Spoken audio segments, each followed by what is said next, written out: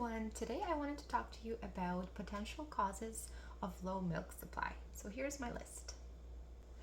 Number 1, scheduled feedings. Now scheduled feedings do interfere with milk production, which eventually leads to problems with milk supply. And here's why. Basically, your milk production depends on supply and demand. So when you have breast milk in your breasts, if it's being removed regularly, your body understands that the milk is being used up for the baby and it starts to make more and more every time. Now, when you have your breast milk sitting in your breasts for 3 to 4 hours, your body starts to see it as, hey, okay, well, we have all this milk sitting there, nobody's using it, maybe we should start making less of it.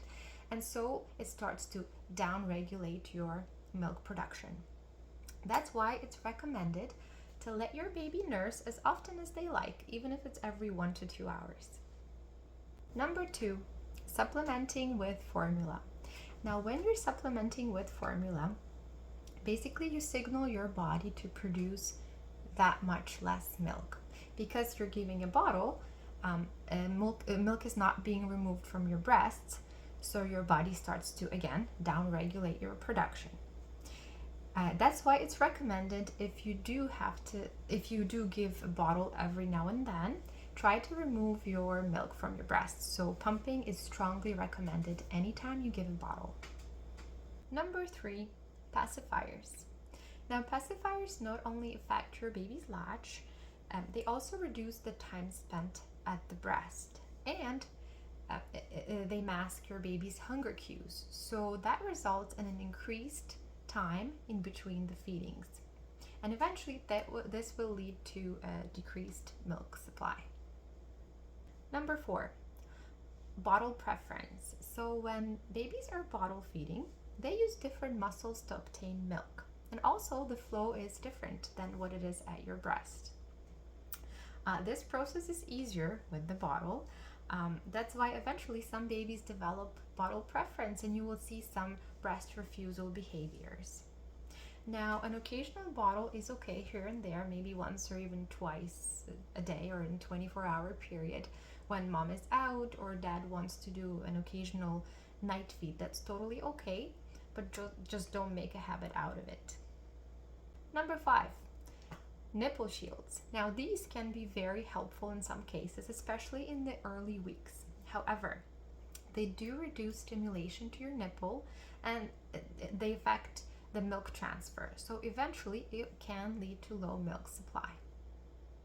Number 6, sleepy baby. Now for the first couple of weeks, your baby can be quite sleepy and it can be normal. However, it's still important to feed them very frequently. So it is recommended to feed your baby or wake them up for the feeds every 2 to 3 hours during daytime and every 3 to 4 hours at nighttime. Now, as your baby gains their birth weight back, typically it's not recommended to wake them up for their feeds. They will wake up on their own. Number 7, offering one breast at each feed. Now this can be done if you have an established milk supply or if you have an oversupply. However, if you're struggling with milk supply issues, it is recommended that you offer both breasts at each feed. Number 8, health or anatomical problems with the baby. So things like tongue tie, jaundice, hypoglycemia, these can prevent the baby from nursing effectively at your breast and therefore leading to low milk supply. And the last one, number 9, mom's health problems.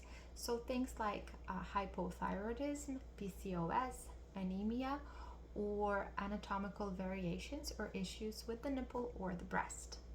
If you think any of these are causing your milk supply issues, I strongly recommend that you contact your local IBCLC and get some lactation support.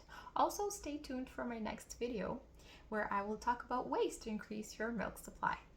Thanks so much for watching and see you next time. Bye-bye.